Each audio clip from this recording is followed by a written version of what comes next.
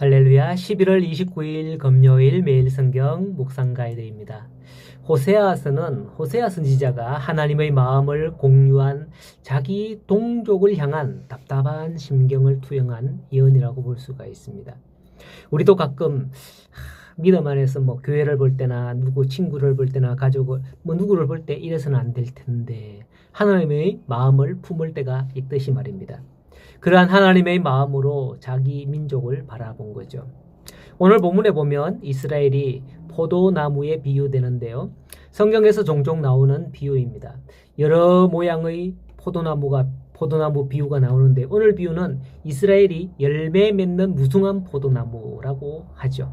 이것은 이스라엘이 매우 크게 번성하고 있음을 비유적으로 묘사하는 겁니다.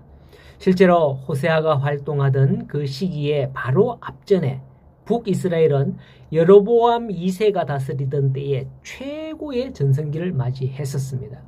사실 호세아 때는 그 열매로 먹고 살던 시기였고 이제 조금씩 기울어져 가던 그 조짐이 보이던 때였던 거죠. 당시 북이스라엘은 남쪽 유다 지역을 제외하면 다윗과 솔로몬 시대의 모든 영토를 회복하는 것은 물론 경제적으로도 매우 풍요로운 그러한 북이스라엘의 강대국이 되었었습니다.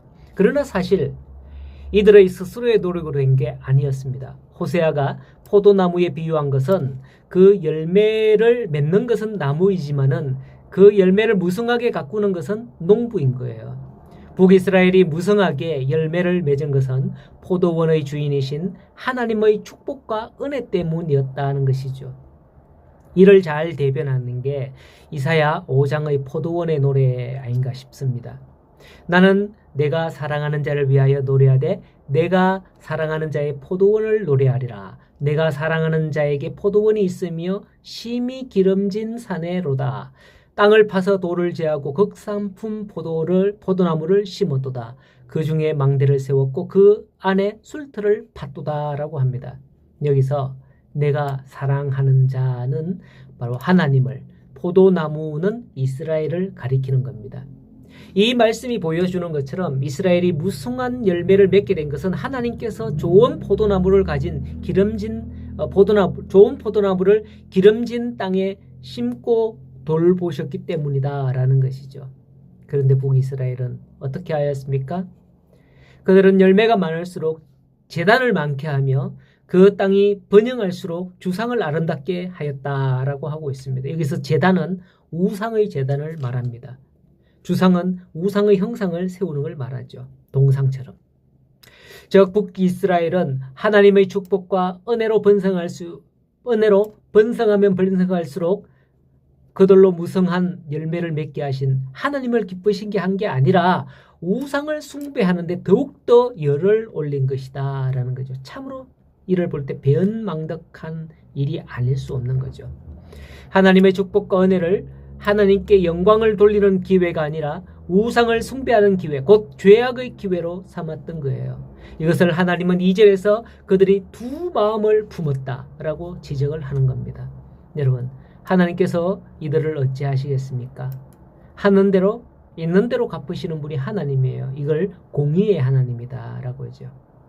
이후의 말씀에 보면 그것을 바라보는 호세아의 마음에 하나님의 심정을 담아 예언을 합니다.